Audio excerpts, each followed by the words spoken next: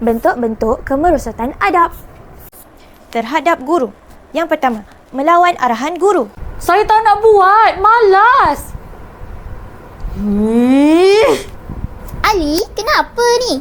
Kedua, tidak fokus dalam kelas.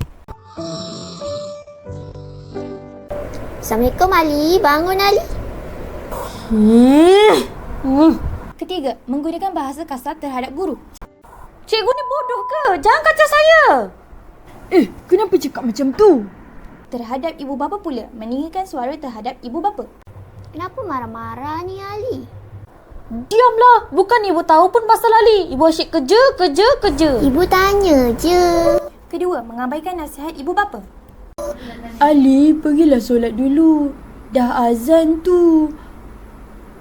Allah kan yang cipta kita.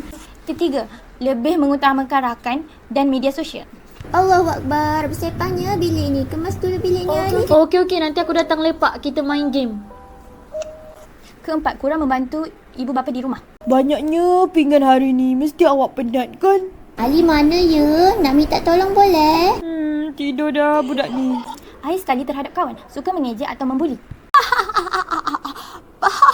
Bapak teruk siap kau ni. Mudah bergaduh atau memutuskan persahabatan.